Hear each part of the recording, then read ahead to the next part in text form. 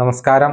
Raf talks ഫുട്ബോളിലേക്ക് ഏവർക്കും സ്വാഗതം. കഴിഞ്ഞ സീസണിൽ ഖത്തർ ക്ലബ്ബായ അൽ ദുഹൈലിന് വേണ്ടിയായിരുന്നു ബ്രസീലിയൻ സൂപ്പർ താരമായ ഫിലിപ്പെ കൂട്ടിഞ്ഞോ കളിച്ചിരുന്നത്. നിലവിൽ അദ്ദേഹം ആസ്റ്റൺ വില്ലയുടെ താരമാണ്.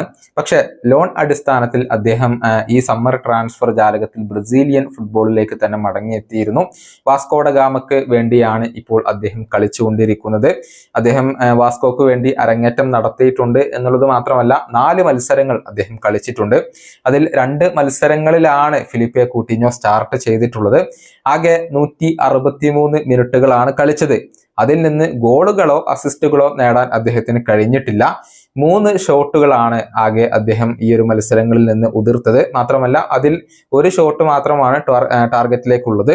3 കീ പാസുകൾ, അതുപോലെ തന്നെ 76% പാസ് അക്യുറസി, 3 സക്സസ്ഫുൾ ഡ്രിബിളുകൾ, അതുപോലെ തന്നെ 9 തവണ ബോൾ റിക്കവർ ചെയ്തു.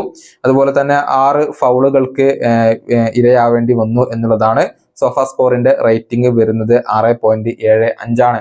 അതായത് ഫിലിപ്പെ കൂട്ടിഞ്ഞോക്ക് തന്റെ ആ ഒരു പഴയ മികവ് വീണ്ടെടുക്കാൻ അദ്ദേഹത്തിന് കഴിഞ്ഞിട്ടില്ല എന്നുള്ളതാണ് വാസ്തവം. സോഫ സ്കോർ ബ്രസീലാണ് ഈ ഒരു റിപ്പോർട്ട്, ഈ ഒരു കണക്കുകൾ പ്രസിദ്ധീകരിച്ചിട്ടുള്ളത്.